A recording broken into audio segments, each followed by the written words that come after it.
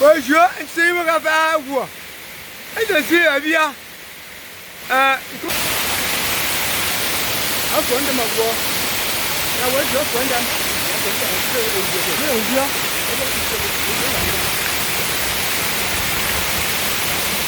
Je m'en vais dans la fond de ma voix. Okay, bin tell technician do work decide. You have to have a rule. What is it? I'm going to be. Bonjour, c'est mon café. Et je suis bien. Comment?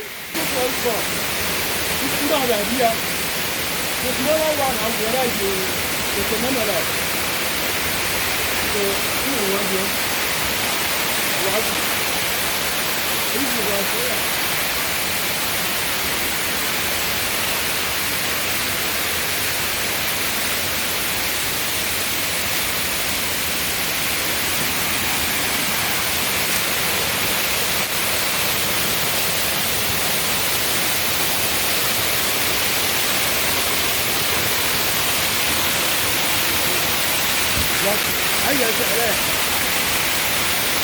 I found them at war. I went to find them.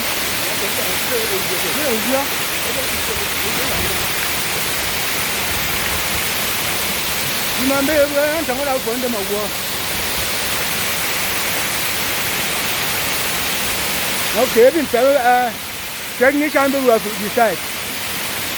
You have to have a rule. What is it? I'm going to be. Bonjour, c'est mon café. Et je suis bien.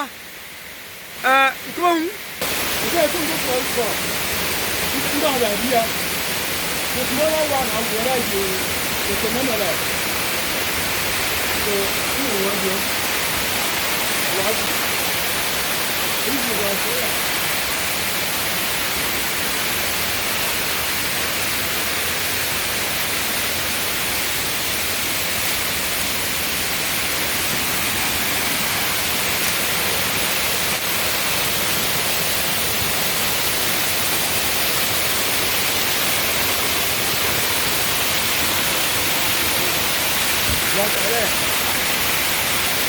I found them at war.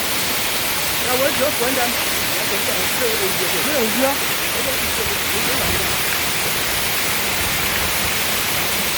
You remember where I'm talking about find them at war. Okay, bin tell technician do work decide. You have to have a rule. What is it? I found them at war. I went to find them.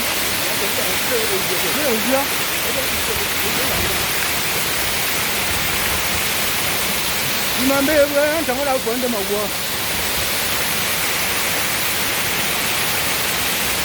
Okay, bin tell technician do work decide. You have to have a rule. What is it? You can't get them both.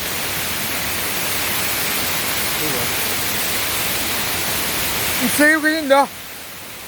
你家谁给你的？服务？你办东西的？你这衣服是想要过吗？你这衣服买来或者熬过来，你过来，派面也能没来。要不拿菜？你说没布在那放一面，过那边摆。我是在对，也不你在。